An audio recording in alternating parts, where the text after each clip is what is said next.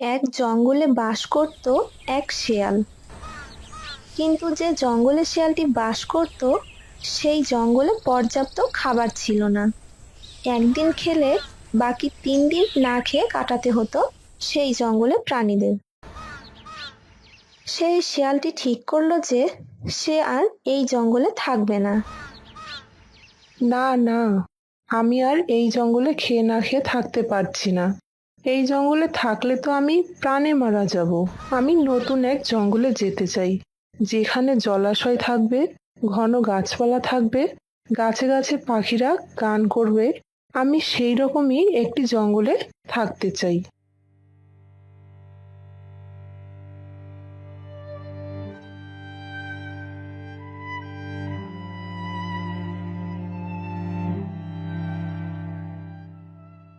শিয়ালটি যেতে যেতে তার মনের মতো একটি জঙ্গল পেল। সে ভাবলো যে তার দুঃখ বুঝি গেল তার থেকে। কিন্তু জঙ্গলটি তার মনের মতো হলেও সে জঙ্গলে খাবার পাওয়া খুব কঠিন। সে ভাবলো, এ কোন জঙ্গলে আসলাম রে বাবা!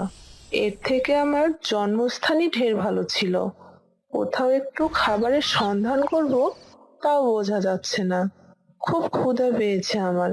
কি যে করি! আচ্ছা, খাবার পরে খুঁজবো। আগে একটা জলাশয় খুঁজতে হবে। আমার গলা শুকিয়ে কাঠ হয়ে গেছে, আগে তো ভিজিয়ে নি। এরপর শিয়ালটি এদিক সেদিক দেখার পর একটি নদী দেখতে পেল, আর সেই নদীর কাছে গেল একটু জল খাবার জন্য। সেই শিয়ালটি জল খেয়ে আসার সময় চোখে পড়ল একটি কাক কিছু একটা মুখে নিয়ে উঠতে উঠতে এসে একটি গাছের ডালে বসলো, এবং কাকটিকে অনেকটা ক্লান্ত মনে হচ্ছিল। এবার শিয়াল খুব মনোযোগ দিয়ে কাকটিকে দেখলো। সে দেখতে পেল যে কাকটির মুখে একটি মাংসের টুকরো। তা দেখে শিয়ালটি মনে মনে ভাবলো, অনেকদিন হয়ে গেল মাংস খাইনি। যদি কোনোভাবে ওই মাংসের টুকরোটা খেতে পারতাম। কিন্তু কিভাবে?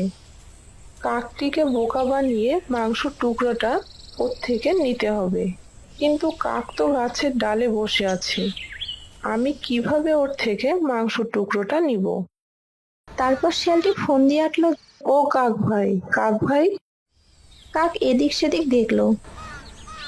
হ্যাঁ, তোমাকেই বলছি কাক ভাই। কাক শিয়ালের দিকে তাকিয়ে চোখ নাড়াতে লাগলো। তোমার ডানা জোড়া তো খুব সুন্দর, পা জোড়াও মন্দ না। কাক খুশি হয়ে শিয়ালের দিকে আর মনে তাকিয়ে থাকলো।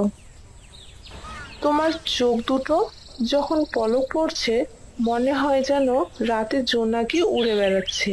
আর তোমার ঠোঁটের তো কোনো তুলনা নেই।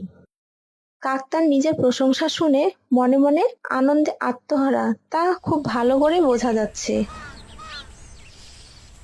কিন্তু আমার খুব কষ্ট হচ্ছে যে তুমি কথা বলতে পারো না। এত সুন্দর ঠোঁট নিয়ে তুমি কি করবে?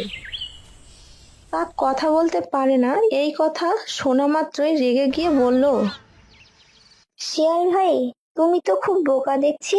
আমি কথা বলতে পারি না, তুমি হয়তো জানো না আমার কণ্ঠস্বর কতটা তিতলে, আর তা আমি প্রমাণ করে দিব। কাক কথা বলা মাত্রই তার মুখের মাংসের টুকরোটা মাটিতে পড়ে গেল, এবং মাটিতে পড়া মাত্রই শিয়াল সেটা মুখে নিল। আমি গান গাইতে পারি, কিন্তু লোকেরা আমার গান পছন্দ করে না, তাই আমি গান গাই না। তোমার কণ্ঠ অনেক মিষ্টি কাক ভাই। তোমার গান আর কেউ না শুনলেও আমি শুনবো। তুমি গান শুরু করো, আমি জল খেয়ে আসছি।